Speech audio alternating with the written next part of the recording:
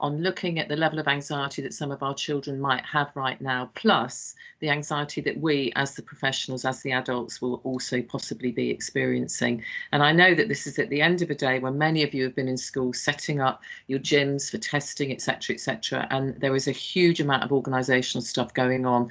So I'm hoping that this will be clear, coherent, to the point, and that there obviously going to be some time at the end of it for you to ask any questions of me. I don't need to go into too much detail about my role, but I am an educational and child psychologist by trade, but also work therapeutically with children and young people. And I also write a great deal, and this is my passion, to provide school-based practitioners with really good, practical, user-friendly resources that are evidence-based. So you don't have to keep reinventing the wheel all the time when you're trying to intervene therapeutically with children. What really matters, I think, for us now is that we know we've had a whole year of this now, this pandemic, and we know that levels of anxiety have increased. We've got lots of evidence from the research that's been undertaken by Young Minds, the co-space study at Oxford University as well.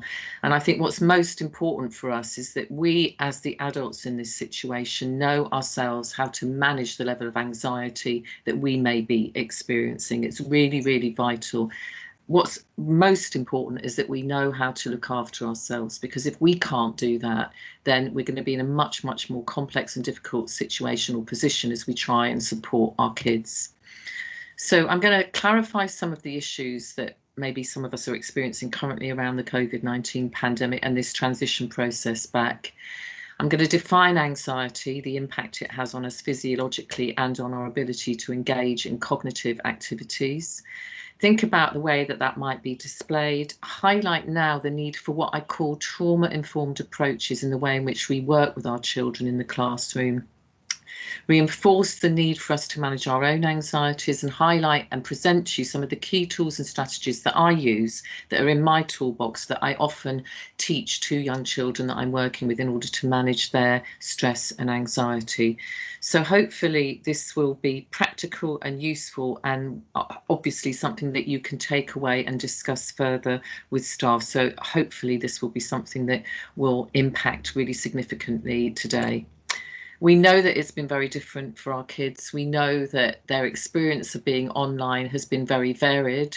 I'm fully aware of children in my local area who have not accessed online learning because they haven't had the resources, other children who have, and some people's experiences of lockdown and learning online have been incredibly positive, whereas others haven't. So I think what's important at the outset is to remember that their experiences of this whole pandemic, of lockdown, of online learning, and of going back into school and returning back to the home after each lockdown will be very, very different. There's a continuum here. What most of us will have missed, I think, are the connections with other human beings in school. I think that our children and young people, apart from those of key workers who've been in school all year, these children will have missed those connections, will have missed those relationships. And for those who've got the potential to develop more significant mental health difficulties, the problem for us is that these will have been exacerbated possibly during this time of lockdown, whereas had they been in school, we would have had those normal chats in the corridor, those normal social interactions that we have on a daily basis, where you can kind of pick up if there's something wrong, if there's a hint of a slight depression or anxiety there, and children can share their worries with us.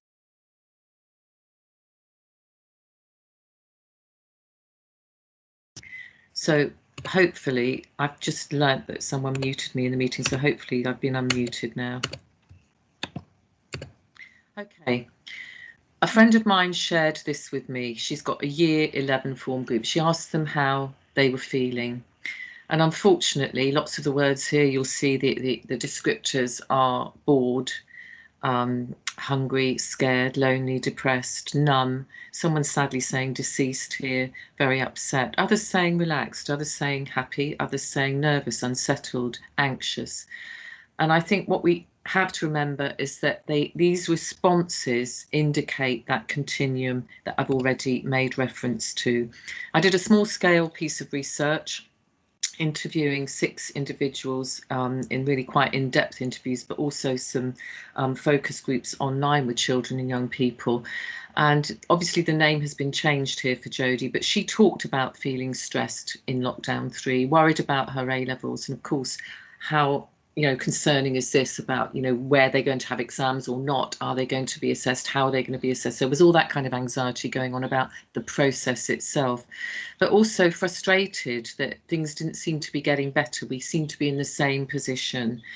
She was interviewed at a time when the Kent variant was on the increase as well, I think, prior to this, but also thinking that she just couldn't see her friends in person. So that lack of connection. However, what she also pointed out, and there were lots of positives here, was that she actually quite liked online learning. She felt more focused, there were less distractions, and she felt more confident to speak in class. And this flags up, I think, other potential areas that we may need to pay more attention to. For example, some of our ASD children who have really flourished in the home context felt that they were really quite safe away from what they may perceive to be the oversensitized environment of a busy school context, or the potential for bullying that some of them may have had or experienced previously. So again, that will need very careful monitoring as they return next week.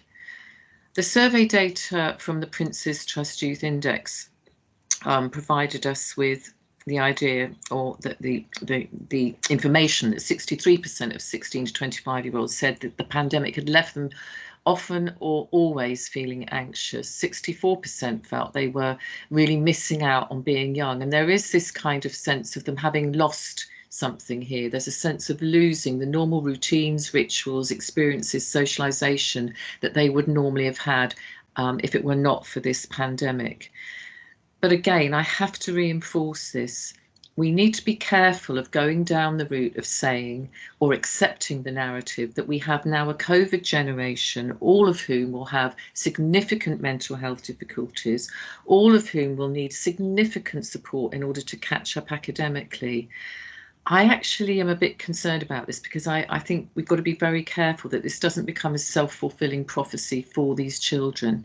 We need to actually look more at the positives, what they've learned going forwards. We need to actually listen to their voices and understand that some of them will be in a position where they feel they've got behind, others won't. We know our children, we know how to support them with their academic learning. So I think really being very, very clear here, again, it's a continuum, and we need to be celebrating the strengths that they have and thinking about this so-called COVID generation, not as a catch-up generation, but as a generation of kids who actually are resilient. They're going to get through this with our support.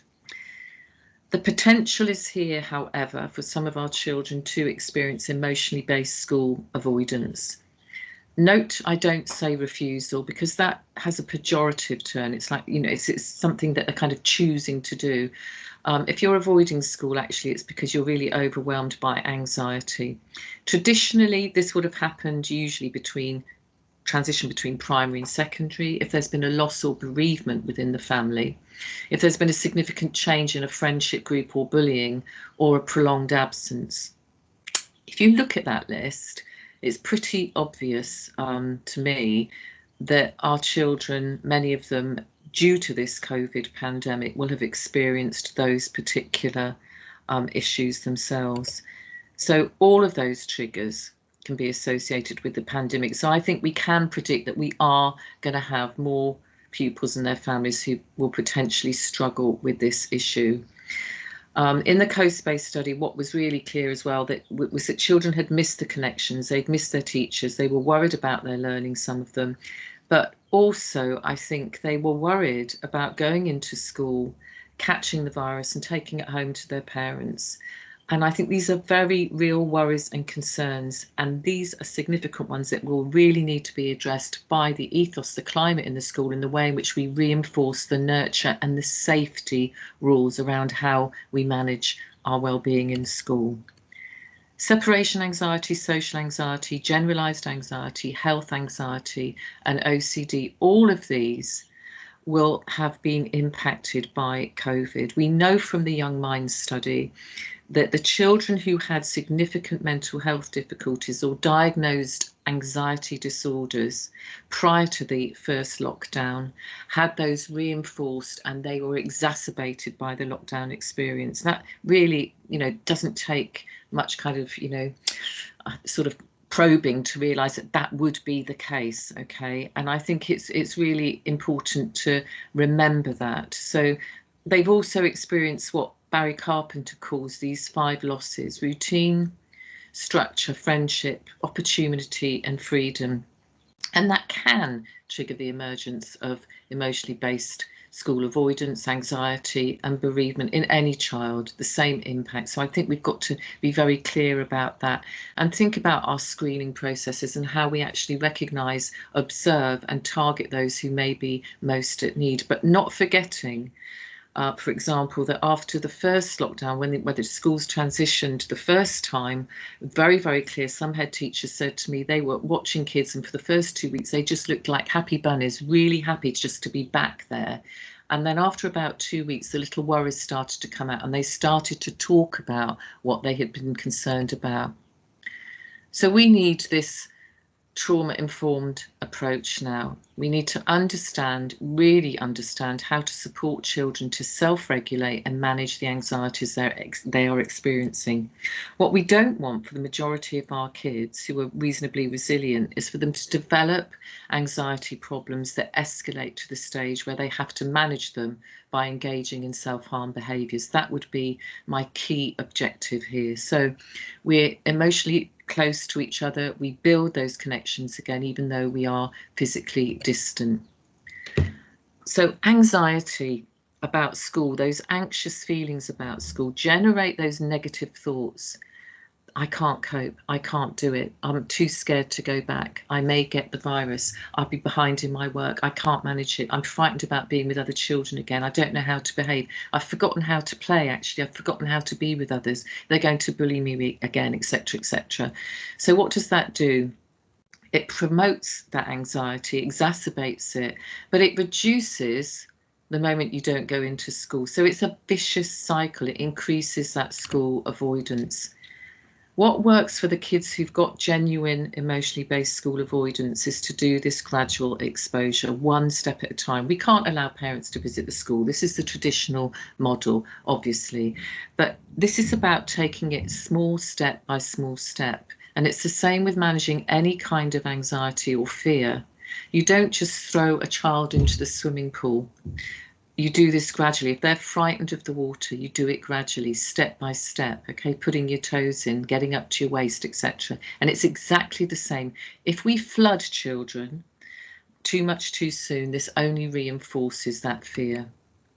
What the message has to be is very, very clear. We don't blame you. We understand you might be stressed and worried. We need to hear and want to hear about your experience on your terms. We're going to validate it. We're going to listen to you. We're going to recognise it. Our language here matters. Do I contribute to a sense of safety with the words I use with my children? We need these trauma-informed approaches now more than ever. Children need to feel safe, so do the staff.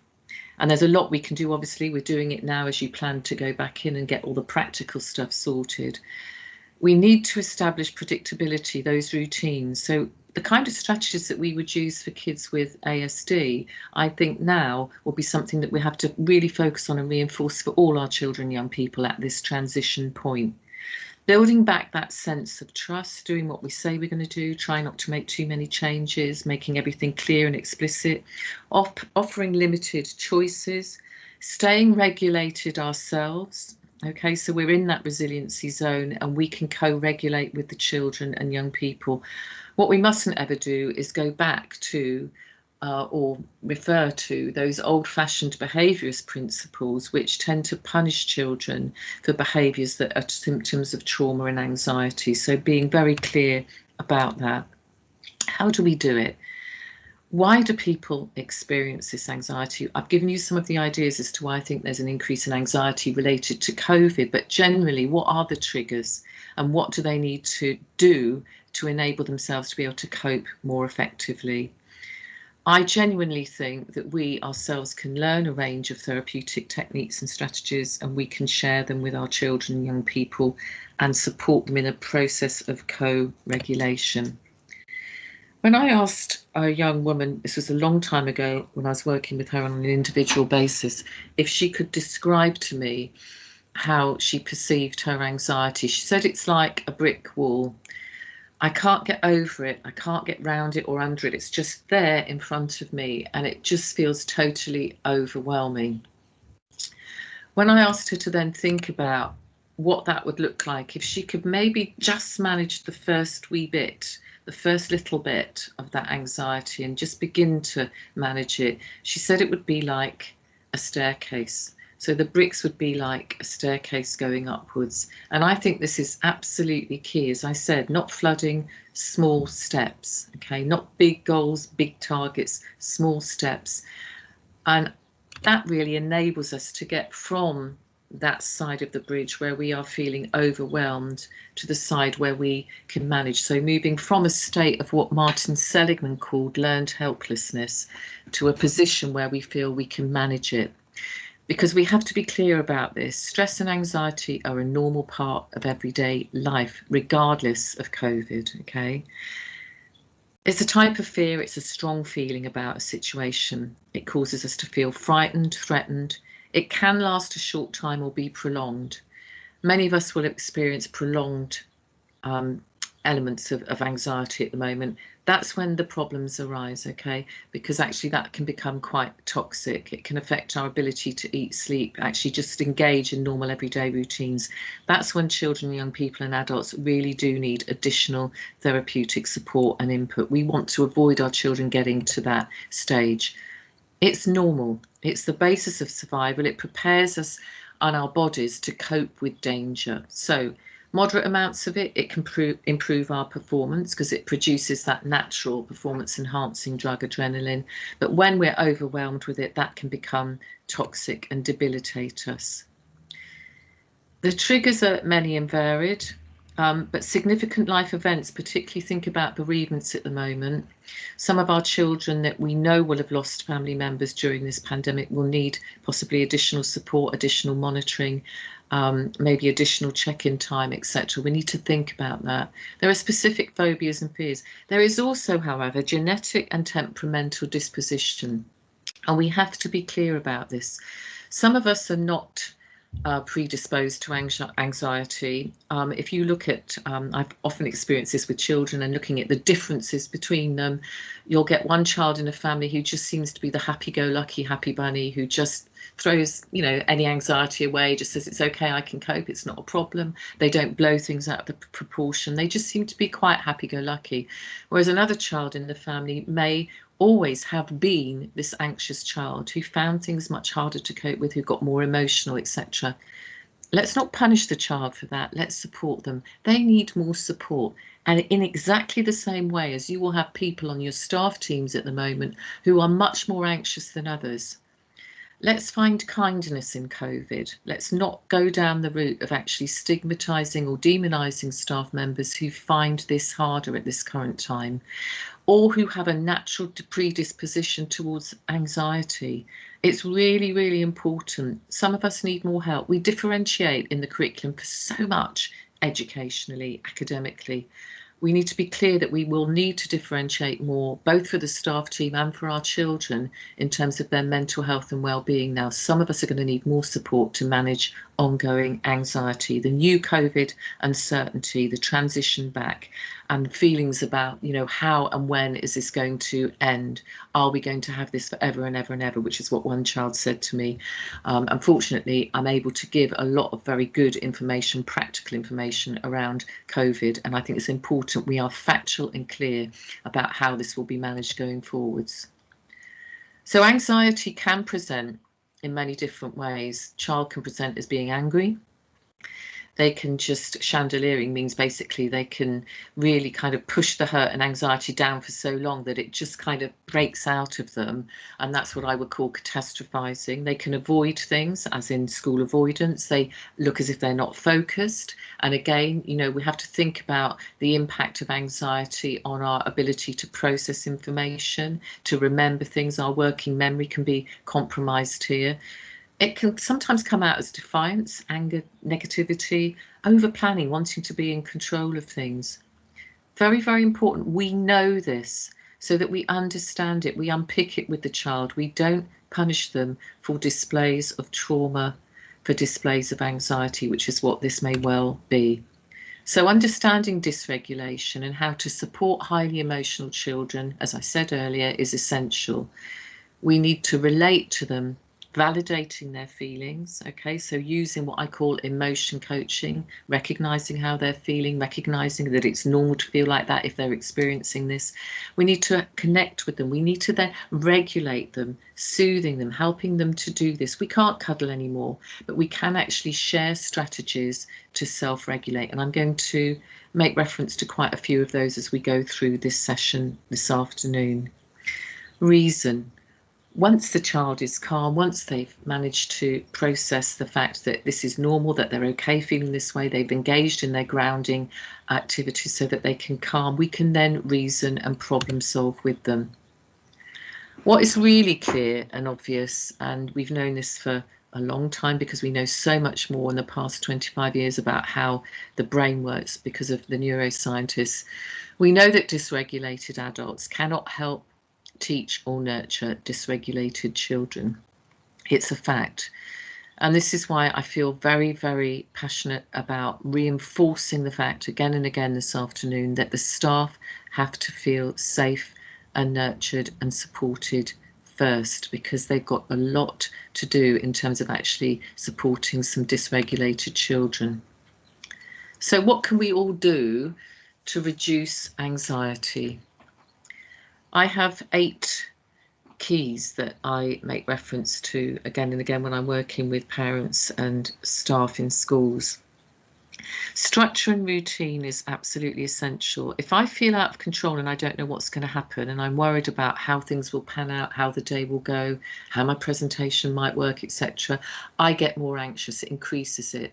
If I know what's ahead, I know what the lessons are, I know how long I'm in this room, I know how long I'm there, I know when the break is, I know what equipment I need to bring in, etc., etc., I feel calmer. I also think we can reduce anxiety at the moment by increasing opportunities for children to engage in exercise, play, and free time. That may need to be structured for some, but very, very important. It's a huge amount of research come out recently from British Psychological Society, just posted this, around children's experiences of play and the need for play to help them to feel connected and calmer and reduce their levels of anxiety. Huge endorphin factors about being outside, huge possibilities for them to experience what we would call flow. The positive psychology movement would call it flow. When you're in the moment, you may be playing something like rugby, football, running around, you may be in nature, you may be just walking your dog, whatever, but you don't notice time going past because you're having that experience of what we call flow. Really essential to get a daily dose of that every day. We can factor that in to our activity scheduling with our children and young people. Quality time together where we connect, we have fun. Someone said to me yesterday in a session, what should we be doing when we get back next week in our form times? This is a secondary school for children with social, emotional, mental health needs. And I was really saying, well, you need to actually have fun. You need to connect again.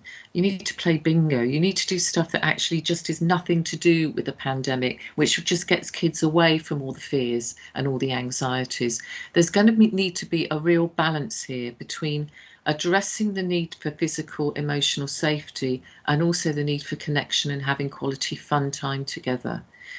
Limiting access to the news goes for all of us. I have experienced a lot of children with an increase in anxiety because they've been exposed to too much TV, where they've been listening to statistics, they've been listening to the fact that they're being told they're behind, they're being told they're the COVID generation, they're the catch-up kids. This is really, really unhealthy for some of them. It has reinforced and increased their levels of anxiety. What we need to be saying to them is, you know, some of you may have lost some ground here, but actually with the professionals, we know how to help you with that. We can help you with that so-called catch up. You're not going to be in that position forever, and we're going to make sure that happens for you. Reflecting on the positives, what we've learned, the things that we value at the moment, reinforcing what we love about being together in our school communities and those relationships that we have, maintaining and rebuilding them. Kids want those attachments. Lots of children have said in the research from Coast Based Study that actually, I miss my teachers, I miss them. What we can do as well, obviously, and I've reinforced this throughout, is look after ourselves. Absolutely vital if we're going to manage the anxiety of others.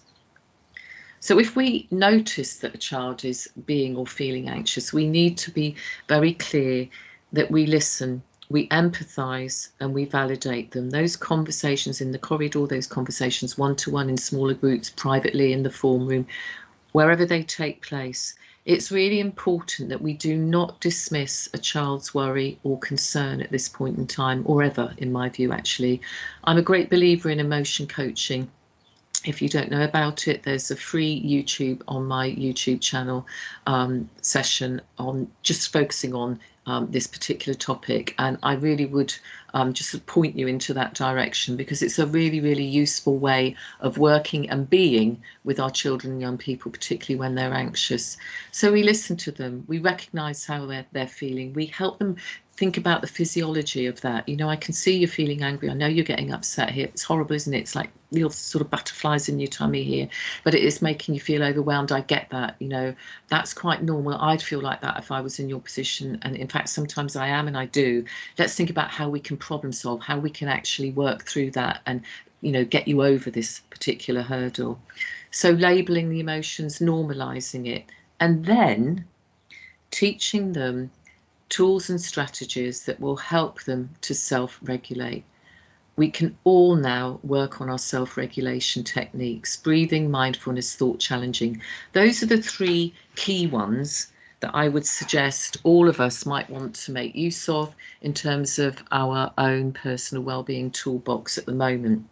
So I'm going to make reference to all of those as I go through the next few slides. And that kind of positive thinking is really, really important. I tend to talk about effective thinking as opposed to positive, because I think a lot of what we do is we engage in these negative thoughts or these ineffective thoughts that really control our feelings and then our behaviours. And this is basic CBT. You do not need to be a therapist to engage in using tools from cognitive behaviour therapy. Okay, you just need to understand how to do it. So the way we think influences the way we feel and the way we behave. We know that. So there's a negative cycle. So I might think I'm rubbish at maths. How do I feel? Anxious, sick, shaky in the maths test. My behaviour then is I freeze in the test and I fail. So what does that give me? More evidence. You know, I told you, miss, I'm rubbish at maths, I failed. What we need to do is learn how to intervene when we get that first thought, okay? And think about what the evidence for and against that is, but also try to engage in what I call cognitive reframing. So I find maths hard. I can't change that from a positive to a negative. I'm not that good at maths, actually. I find it really difficult. But that doesn't mean that I'm rubbish at maths and I need to feel like this. What that means is I find it hard, but when I get into the test, I'm going to do my deep breathing. I'm going to do my grounding. I'm going to calm myself. I'm then going to actually think, you know, logically, 1, 2, 3, what do I need to do? I will read through all the questions. I'll read through them 3 times. Then I'll go back to the ones that I think I might be able to do first. I'll do some more deep breathing so I can just calm myself in the moment. So you can see it's not quite as simple as changing a negative to a positive. But very, very important that we support kids in recognising when they're engaging in what I call ineffective thinking. Sometimes this can be all or nothing. So if I'm not perfect, I failed, okay? If I didn't get 100%, oh my God, that's awful, isn't it? You know, I'm still a failure. I only got 97. overgeneralizing, so everything's always rubbish, or only paying attention to certain types of evidence, so only looking at the things that we did wrong, disqualifying positives, catastrophizing, so blowing it out of proportion, or just mind reading, jumping to conclusions. So I would predict the future, and you know, I'm kind of like a fortune teller and say, oh, it's all going to go wrong. We need to recognize these in ourselves, but support kids to do likewise, okay? And remembering that our thoughts are not always facts. We can get it wrong, okay? So we need to question our thinking. So I often talk to children, young people, about red thoughts versus green, powerful thoughts. So the red thoughts, I'm dumb. Let's think about that. I'm okay at quite a lot of things. I find some things hard. I give up. If I try, I'll get better. So red versus green here. So unhelpful red thoughts. Very often we'll just write these down.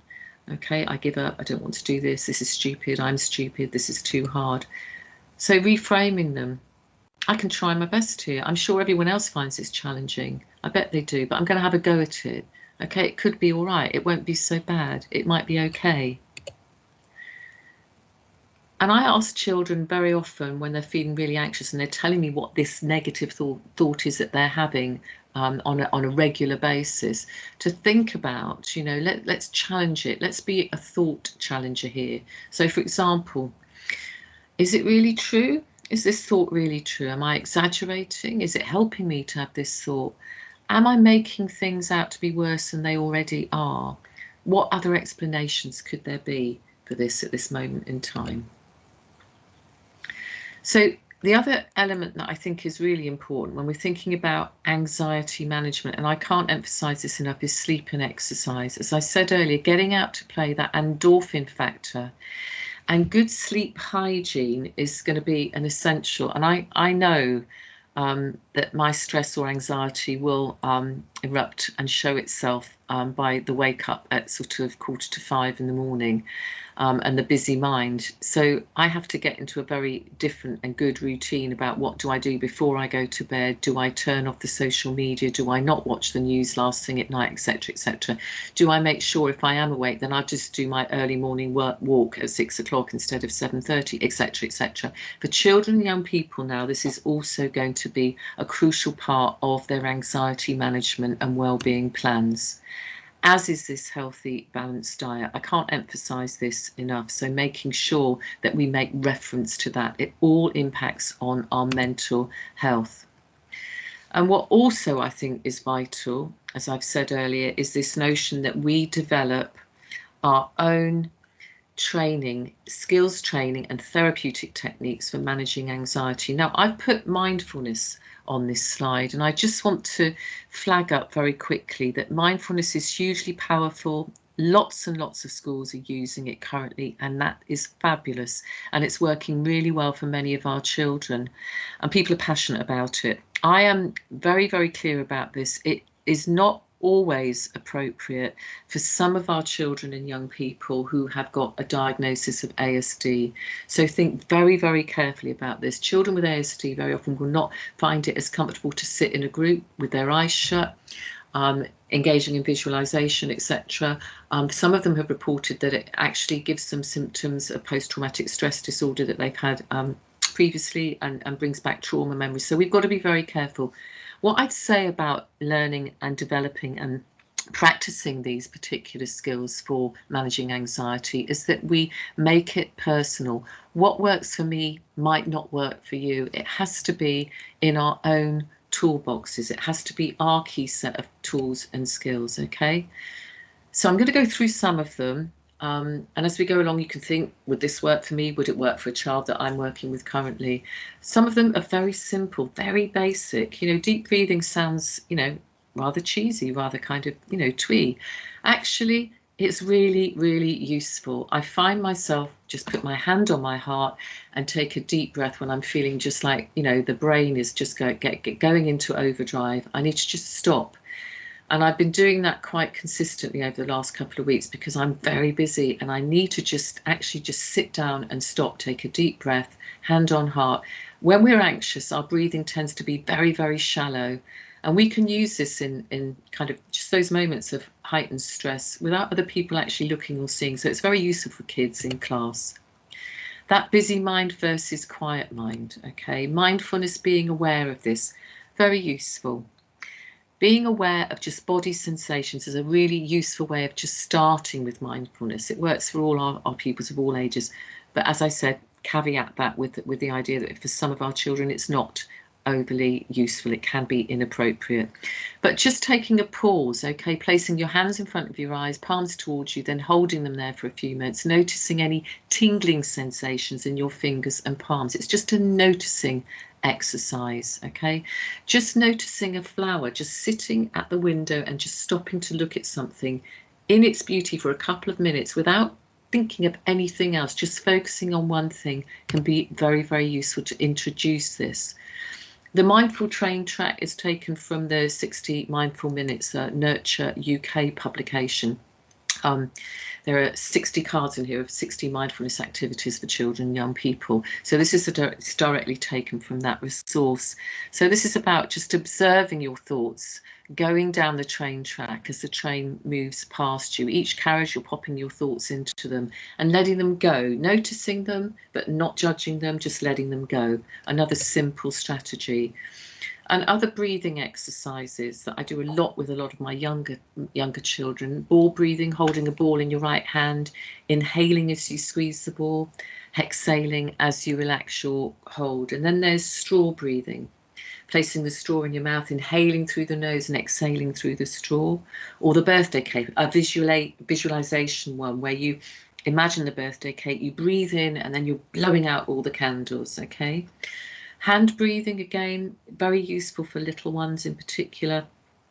I'm feeling anxious, so I'm just going to breathe in as I trace around my thumb, breathe out as I come down, breathe in as I trace around my next finger, and so on till I get to the end of my hand. Okay, very, very simple, practical, user-friendly ideas.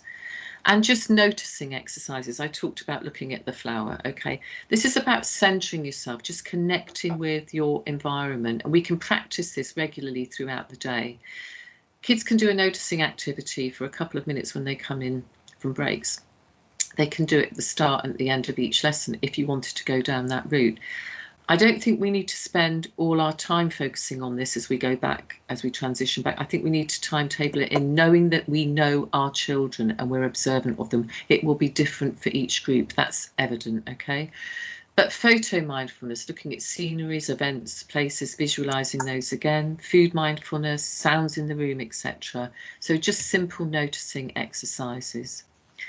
And grounding exercises, I call it soles of the feet practice, where you press your feet into the ground, okay? Because what this does, the process of doing that just diverts the attention from what may be an emotionally arousing thought, event or situation to something that's quite neutral, because your feet are generally quite a neutral part of the body. And a simple grounding exercise again, so just focusing your attention on this moment by thinking about 5 things you can see, identifying 5 that you can feel, 3 that you can hear, 2 you can smell, and 1 that you can taste. And then, of course, there's progressive muscle relaxation. There are loads and loads of free resources, apps, etc. You go to Young Minds website, go to the BPS, especially for teenagers, Top Key Stage 2, lots of good tape, CDs, apps available on relaxation. What I'd say about this, however, is that it has to be practiced, as do all these skills like anything else.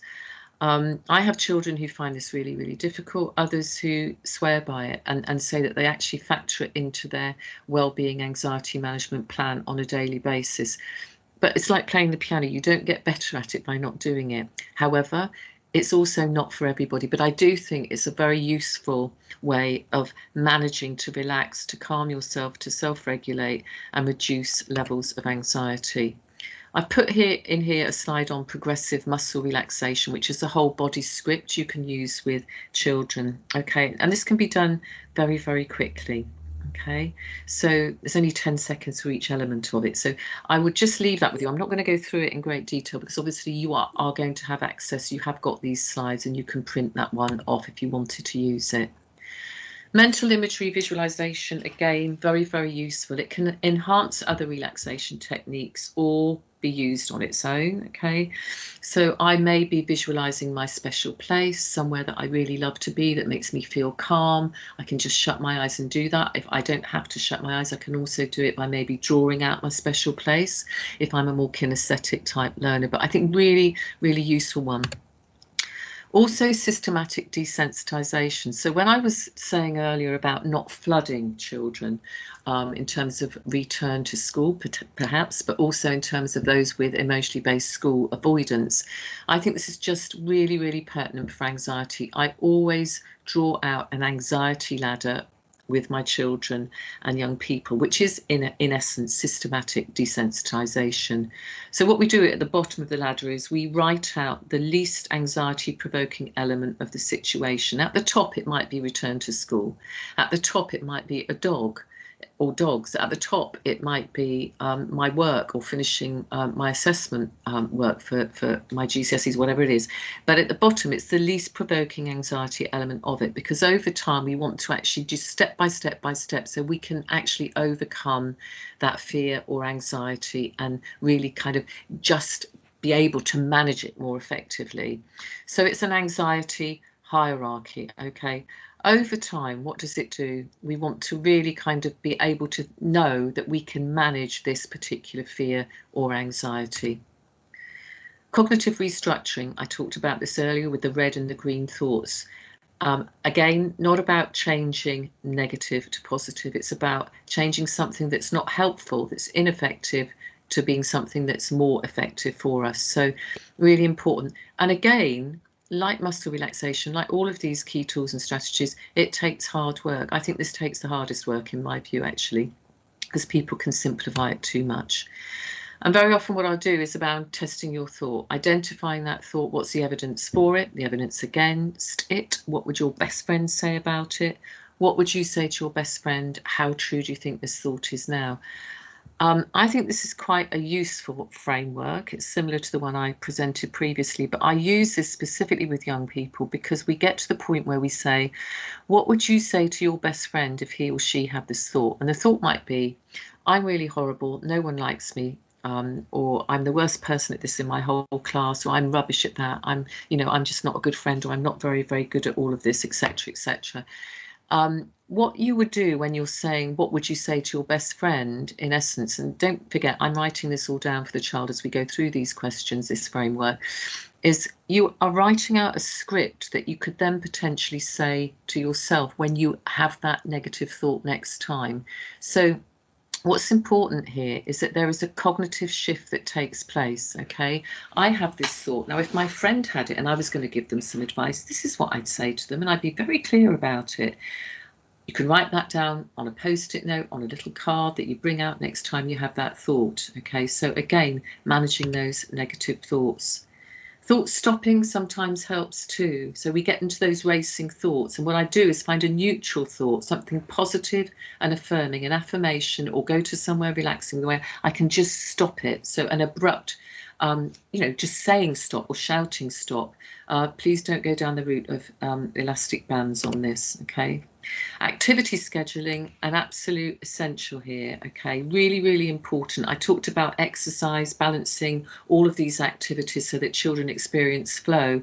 Really important. Kids who are anxious need to be educated about the relationship between involvement in activity and in improved mood, okay? If we timetable in for our children those activities that we know they love, that are pleasurable, that help them to relax, just like we do for ourselves, my bit of TV, a glass of wine, my chill out time, my chat with friends on Zoom, dare I say it, but my physical activity, my walk in the morning, etc. I have to timetable it in, and children who are anxious will need support to do that. Sometimes that might even include what I call scheduled worry time, okay? And that's important to remember too. And that might sound a bit odd, but I come in from school, I'm 7 years old, I'm worried about this, mum. Okay, let's sit there, you can worry away for 10 minutes, then we're going to go out and walk the dog and we're going to have some fun. What you do is you say what you're worried about, we shelve it for a bit, and we come back and we'll sort it together, okay? And that's part of problem solving. And I believe in psychological frameworks. I do think they work. We need to actually ensure that kids know how to problem solve. Okay, brainstorming, thought storming, all those possible solutions. Okay, and then thinking about what might work, trying it out, tweaking it if it doesn't work because we review it, etc. Having a contingency plan if it doesn't work. Okay, evaluating it. We need to teach kids to do that and to use this. The apple technique is another significant technique very commonly used in mindfulness approaches. So just acknowledging what the uncertainty is, the thought is, pausing, not reacting like you normally would, pulling back, just saying this is the worry talking, letting go of it, knowing that it's going to pass, and then exploring it, okay, and shifting your focus onto something else. Okay. This is just a very useful tool, I think, more for older children and for us as adults. And again, you've got the slides, so I'm happy, please print it off, obviously, if it's going to help.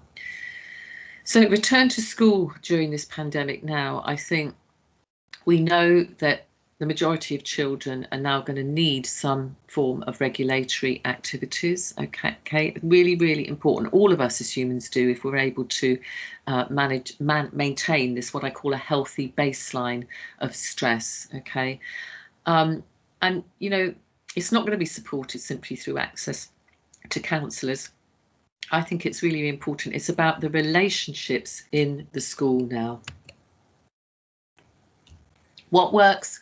Getting kids with emotionally based school avoidance back into school over time is going to help now. The relationships, the peer relationships, the positive relationships, an empathic adult to talk issues with through, lack of bullying, opportunities to engage in extracurricular fun activities, and school staff who are really aware of the issues and know how to deal with them. Excuse me. So I do have a Sunday evening and a Monday morning plan that it might well be worth sharing on your websites with parents and carers who are worried and concerned, because I think there is a lot of anxiety now about coming back, and I think it's important to have a plan for this. Anxiety demands planning. If I'm feeling anxious, if I have a plan, I know what I'm going to do. Even if it falls apart a wee bit, I can have something else in the background, a fallback.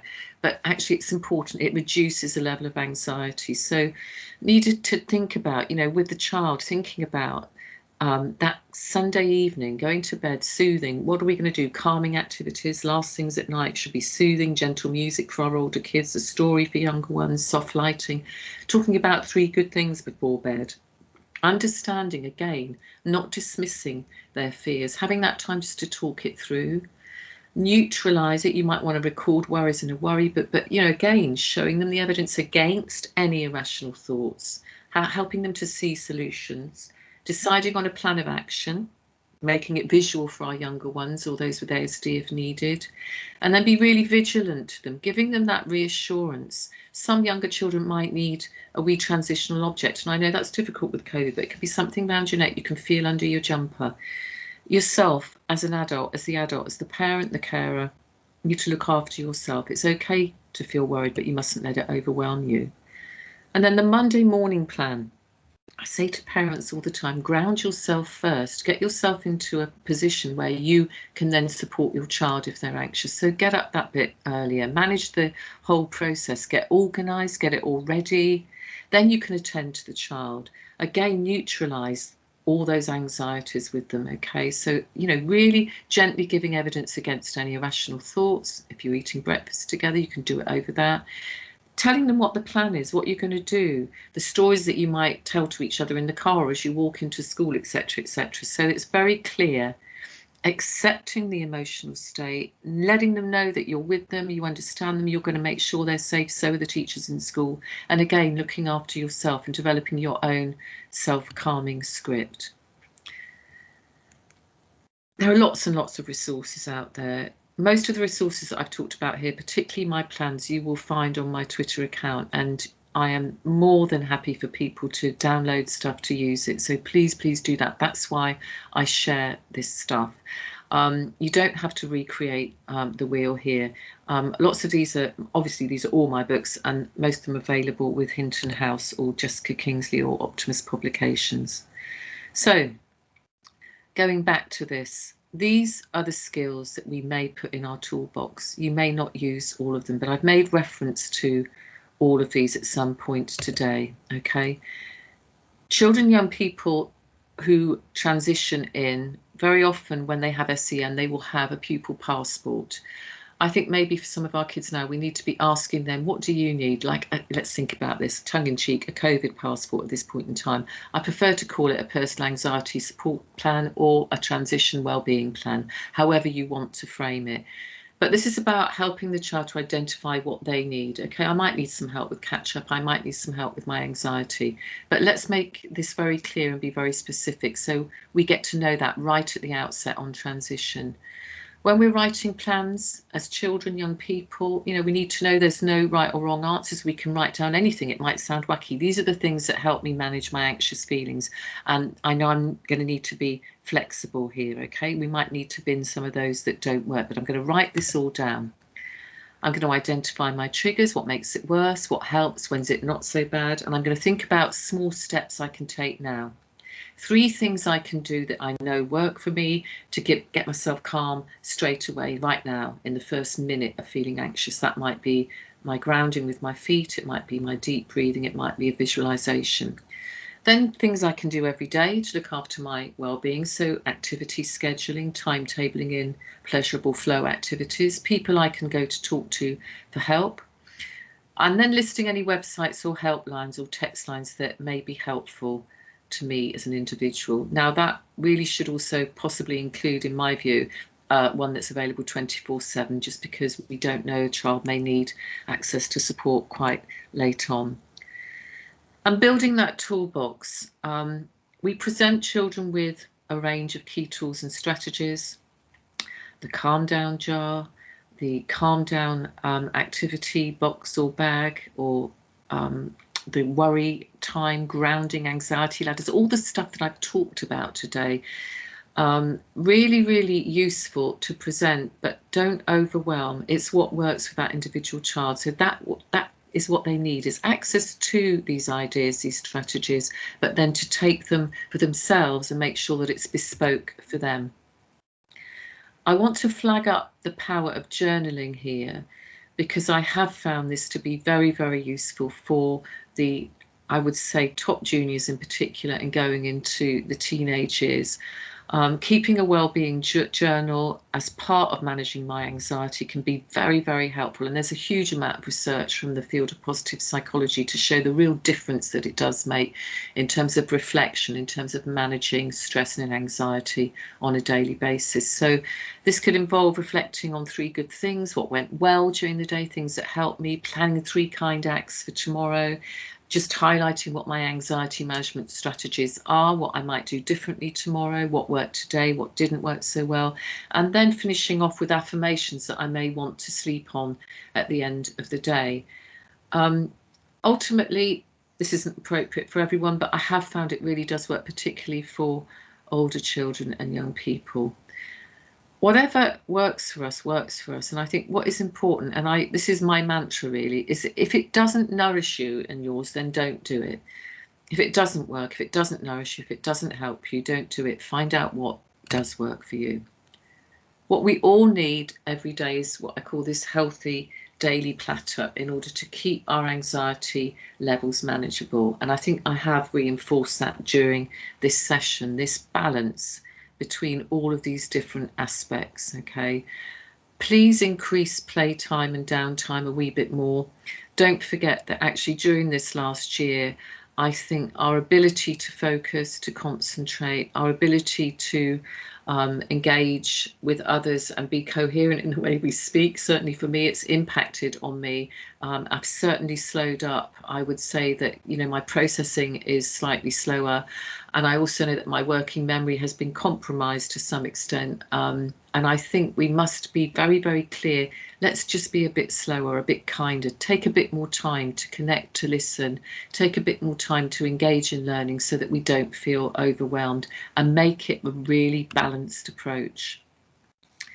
I posted over the weekend what I call my real recovery plan for going back into school, and there's an 11-minute YouTube video as well with this.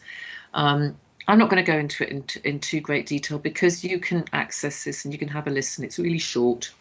But I felt really quite passionate about the need to shift away from this notion of the COVID catch-up generation. Also, the fact that I felt very, very much that what we need to be focusing on now was recovery, building our connections and making sure that everyone in the school context has their emotional well-being nurtured and protected. Excuse me. So I do think this reinforces what I've said today about co-regulating, observing and acknowledging changes and losses, valuing our staff team and putting their well-being first, really reassuring our children, because they will be anxious. Many of them will be anxious about what I've missed. I've missed bits. I feel worried about it. We're behind, etc. It's really important. This is not a sprint. Learning is lifelong. We need to reinforce that. And we're there to support our children to engage in it again. And we'll help them to catch up. But we'll help them simultaneously to catch up with their emotional connections, their relationships, their ability to socialise and play again. Really, really important. Some of our kids are going to need some repair. Some of them are going to need a bespoke therapeutic intervention. You, as school-based practitioners, know who those children are. Your learning mentors, your SENDCOs, your mental health leads will know. We need to actually make sure that we're solution focused here. Most of our children won't need this. I really do believe this. There will be an increase in anxiety. Once we get back into routines, we will be able to see how we can manage that even more effectively. We can create those new solutions together. But be very clear about this. Not all our children are going to need a therapeutic intervention. They will all need a therapeutic context, okay? So listen to what they're saying to us, not what we think they need. They will tell us what they need, and we can rebuild the attachments and make sure that they have this nurturing, safe context where they feel that they can engage in this kind of really effective recovery transition process.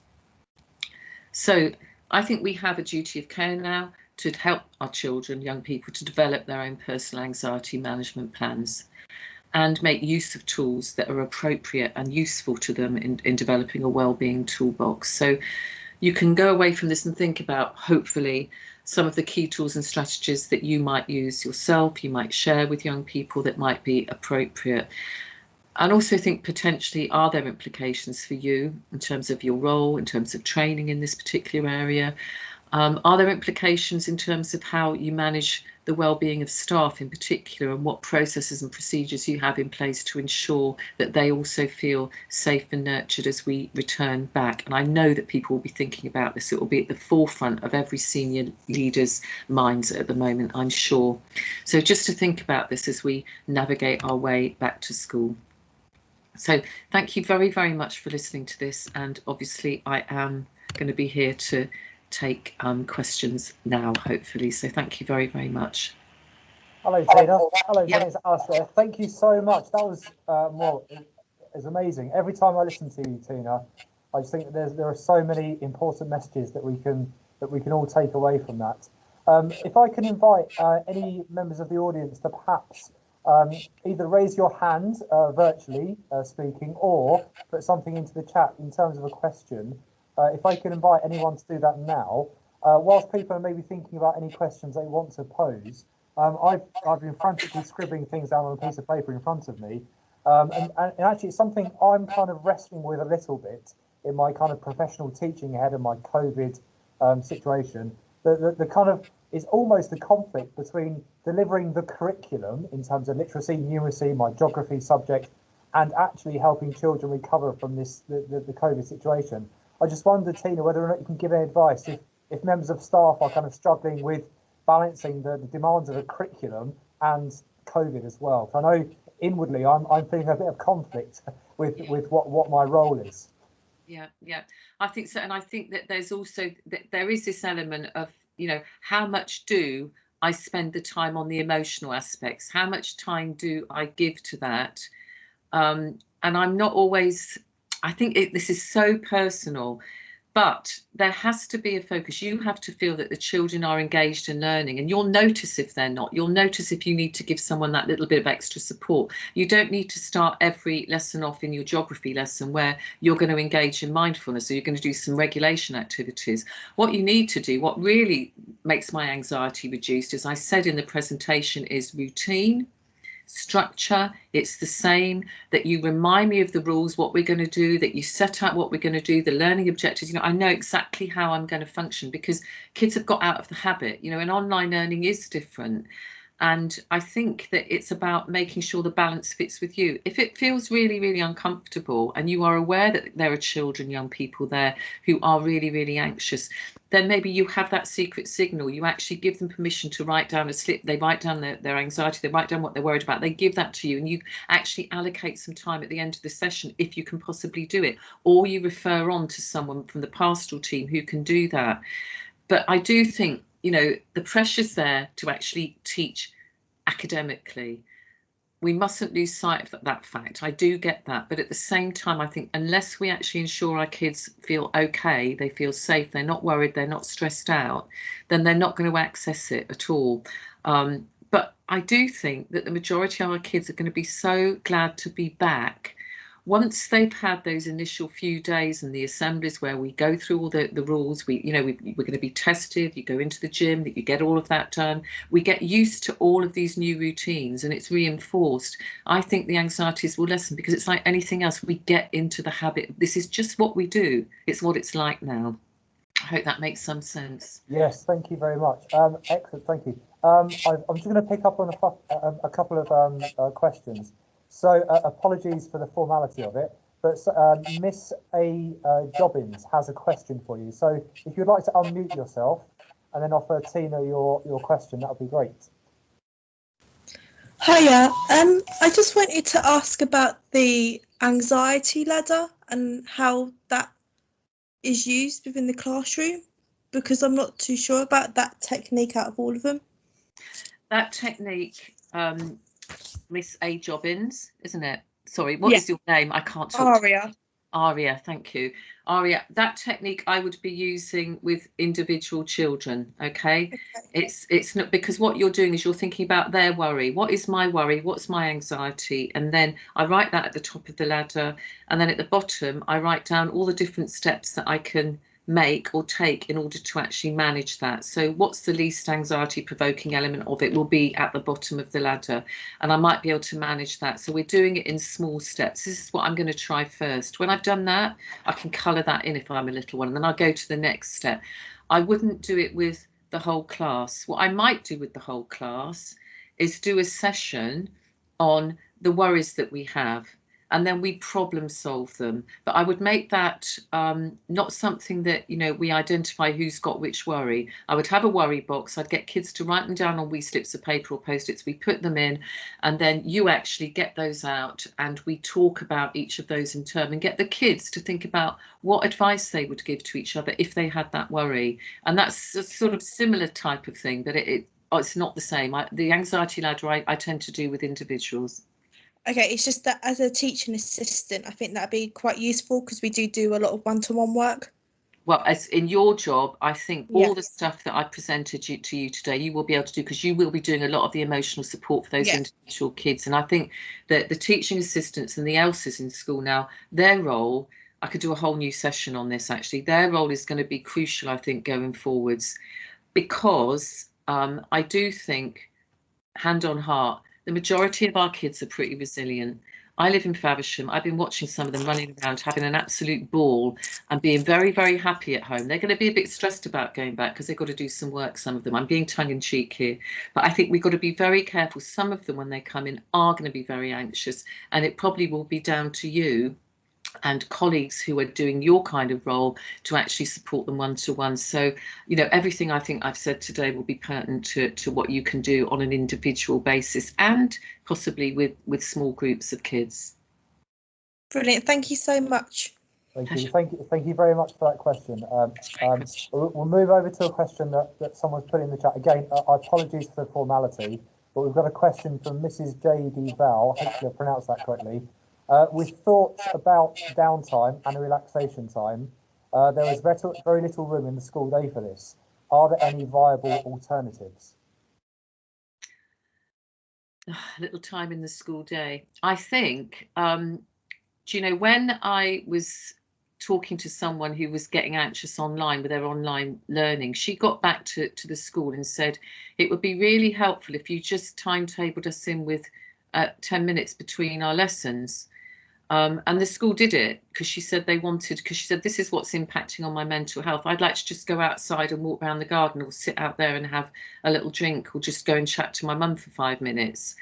I think it's about actually factoring this into our thinking now. There is little time, but the time that we have, like the form time in the morning in secondary school, those meet and greet sessions coming in after the break times, and I think particularly at lunch times and those play times that we've still factored those into the timetable. I think it's about making the very, very most of them, if that makes sense. I can't really say much more about that. Thank you, Tina.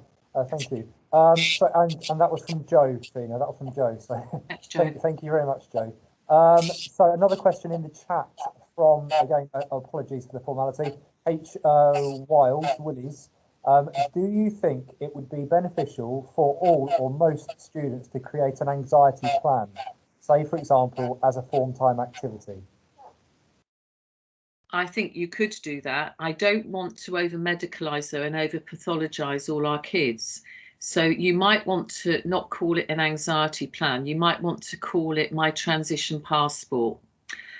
I think this might be better. I would have it as an anxiety plan for those kids you know are anxious. Okay, but if you're going to do it as a whole form time, I'd say, what's my transition plan? Okay, so what have I really enjoyed about lockdown online learning? What have I not enjoyed? What have I been worried about? What have I been happy about? What do I think I need most help with now? Okay, academically and maybe emotionally. What have I missed the most? So all of those things. And I think about, you could have a structure like that, but call it my transition plan. And that would be a lovely way to get the kids back in, but also give you the opportunity to identify what they really need. Because I think might be quite surprising. Some of our kids will be saying, well, actually, I'm all right. I've been quite happy at home, but I'm really worried about my reading. I'm really worried about my coursework for this. I'm really worried about the exams, etc. Does that make sense? I hope. Yeah, I believe so. And that was from Hannah. Her name was Hannah. Thanks, Hannah. It's a good question. And thank you very much, Hannah. And moving on to Henry, we've got a first name this time. So message from Henry. Our students have no downtime until lunch, so they have 3 hours straight study. How do we manage downtime? Oh my gosh, right. Well, 3 hours straight study. I think within those 3 hours straight study, I would be saying to, I presume this is a secondary school, I hope.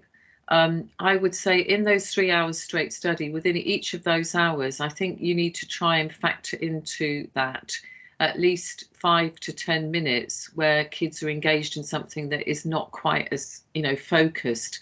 Can you not kind of think about, maybe getting together as a staff team and just thinking about, maybe just chat time, just time where they converse with each other? There has to be something like just, paired activities, something that is less formal, that feels more like downtime, because otherwise I think it's going to be a bit of a shock to some of them, because even if you've been learning online, for some of our kids, they haven't actually been focused for the whole hour lesson, particularly if they've not been visible on screen. They've been doing all sorts of other things, and I know this from neighbours.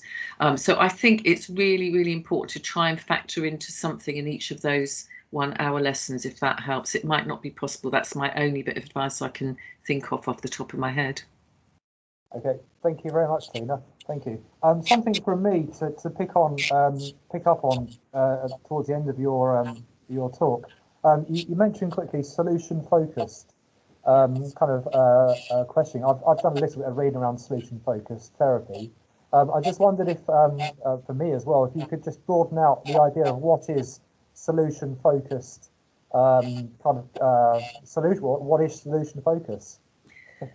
Yeah, solution focus is exactly what it says on the tin. It's about not looking for deficits or problems.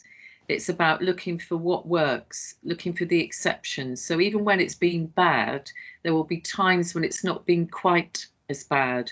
So why was that different? Why was that better? What made that work better for you? And I think now we need to really have this shift away, apart from kids who need real support with anxiety on a bespoke level, for most of our kids and us as adults, we need to make the shift from deficit model, looking at all the problems, to looking for solutions and problem solving to find solutions together. So, for example, I very often use the framework if I'm doing peer group supervision with staff members, where we actually just totally focus on a problem, but we don't look at the problem other than to say, this is what the problem is, let's thought storm solutions. What could be different about this? What could be changed? What could be altered? What could we do differently? What could we change about the context for this child? What could we change about the environment? What could we change about the way in which we respond to them and our interactions with them and how we support them in the classroom, etc. So it's a simple thing. I use it a lot. It's about just looking for what we could do differently, being more focused on solutions rather than the problem and the deficits, if that makes sense. Yes, thank you very much, Tina. That's certainly helpful. Question from Caroline. What are your thoughts on the gratitude journal to build on the positives? So what are your thoughts on a gratitude journal to build on the positives? I love gratitude journals. I keep a journal. So every day I write down 3 things that I am grateful for. And they can be the tiniest things, because I think for many kids who are anxious, journaling per se is brilliant, but gratitude is wonderful, because I think what it does is it makes us reevaluate, makes us remember that there's such a lot of good stuff about our lives. Even right now, when it seems to be so difficult and bleak for many, there is still something to be grateful for. And that's really powerful, particularly for anxious kids. At the end of the day, if that's the last thing you're thinking about, it can be really powerful in just calming you and reaffirming that your life has meaning, sense and purpose. So I really love the gratitude idea. I think it's really powerful. Thank you, Tina, and thank you for the question, Caroline. Certainly, excellent question. So we've got, this is kind of a top tip, I guess, from Kate and Paul. Some teachers often use Kahoot or other online class games as a bit of educational, in brackets, light relief at the end of the lesson. So I don't know if you want to feedback on sort of creating a bit more of a relaxed environment to help students, Tina. What's Kahoot? Kahoot is an online quiz platform that I think we use it here at St Edmunds to do house bits and pieces. But it's basically an online. Feel free, anyone in the audience, feel free to chip in. It's an online quiz platform, I believe. Oh, lovely. Well, I totally approve. I mean, I think that's fantastic. It's about, what do you do when you just want to chill out? And it's what works for the kids. I'd ask them, if you're going to give them a 10-minute chill out time or zone time in the next couple of weeks, and you're going to timetable that in, what would they like to do? What actually works for them? As long as it's not anything that, is tricky, that's fine. And I think if people are using this and it works for them, then just keep using it. There's something about just doing something that you don't have to focus on yourself and your anxiety and your worries. You're just engaged in it. And if it's fun, that's fantastic. We need a bit of fun. We need more fun to be factored in, I think. Thank you. I definitely agree with the fun side of things, Tina. Just kind of one kind of question or point from me.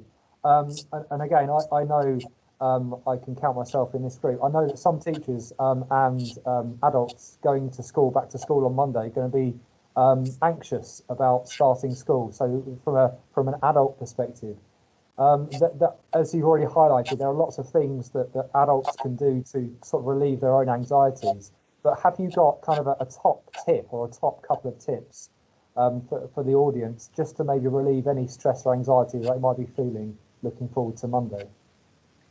I think you've got to focus on exactly what you can control. I've got to say this, and I feel really passionate about it, and I really do think everyone should have been vaccinated. I'm furious, absolutely livid that teachers and every member of school staff, whatever their role is in the school, weren't vaccinated at half term. And I know that my anxiety going into school would be around that. And I absolutely get it. And I think it's justifiable anger that people are experiencing, notwithstanding that, because I know it could be political or deemed to be political. But I think my top tip around this is you need to focus on what you can control. You can control the way in which you respond. You can control the way in which you keep yourself safe, your mask wearing, your own personal hygiene, all of that. And you can also control the way in which you manage your curriculum, you manage your time in school. But the other thing is that it's control what you can control, but then keep your connections up, connect with each other. If I'm worried about something and I'm coming in and I'm feeling really, really anxious about being with those kids again, being in that environment, having to cope with a whole new thing, the testing regime, etc., tell someone, support each other as a staff team. Don't go down that route of actually demonising those who are more anxious than others. I think it's really, really important. You've got to buddy up, you've got to be with each other and talk about it. So it's expressing that anxiety and focusing on what you can control. And they are very simple, basic things that you can do. We can't control the whole thing around getting vaccinations, okay? We can't control what's going on out there in terms of pandemic. We can't control so much in terms of other people's responses, but we can control our own responses, and we can certainly control the way in which we respond to the children, young people. And I think sometimes, you know, if we are thinking, you know, teachers and those that work with young people are brilliant because they very often don't put themselves first, they put the kids first. Please put your well-being first. Focus on what you can control and tell each other when you're anxious and support each other. Be there for each other is what I would say. Thank you, Tina, and yeah, with some excellent advice, and I certainly will be taking your advice. I think it was David Brailsford said once upon a time, control the controllables. Right, yeah. Thank you very much. Right, I'm just having a look in the chat. For any other questions, you are absolutely welcome to raise your virtual hand if you want to unmute yourself. So please feel free to, unless you can put something into the chat. So let me have a look, Tina, if there's anything else in the chat. So Caroline, from Caroline, do you think an alternative form time will be beneficial to small groups of vulnerable students just to have talk time so the students feel heard? Would 10 minutes of mindfulness start their day calmly with positivity? So I think in a nutshell, the point is that perhaps a smaller period of time with a smaller group might be more beneficial. So your thoughts, Tina? Yeah, I think it's what works. And if that is going to work for that smaller group, yes. What you don't want to do is kind of stigmatize the vulnerable, anxious group per se. But having said that, we have small groups for all sorts of things. We have additional support for all sorts of things. So I think, you know, be very clear about it. If it's going to work for you, then yeah, do that. Because actually, for some of our children, young people, I was listening to an Elsa the other week. She said, I've been told when we go back that I've got to be in with the form time all the time. And she said, but actually, I could take my Elsa group out and we could really focus on what they're worried about. So yes, I do think that that can be appropriate. If it suits your context and you know that this is what your children need, you know, yeah, go with it, definitely. Thank you, Tina. Thank you.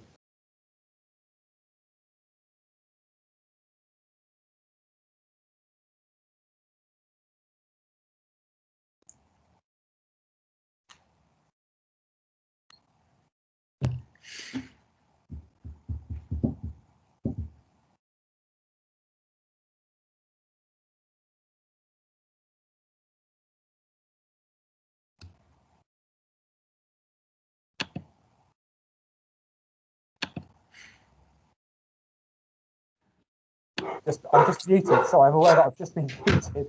So I'll say that once again. Sorry about that. I'll drop a form into the chat. As I was saying, EKST is an organisation that always looking to develop its opportunities offered to our partner schools. So if I could ask you all to just spend 5 minutes filling in the form, I know that all of us at EKST will be extremely grateful. I'm just having a look up through the chat to see if there's any other bits and pieces there. So I think it's all we're all agreeing that your talk this afternoon, Tina, has been absolutely wonderful and really resonated with many of us listening to you today. And it's absolutely fantastic that we've managed to record it so we can then distribute this amongst our partner schools. Yeah. So I think I'll end with saying a collective thank you, Tina, on behalf of everyone listening.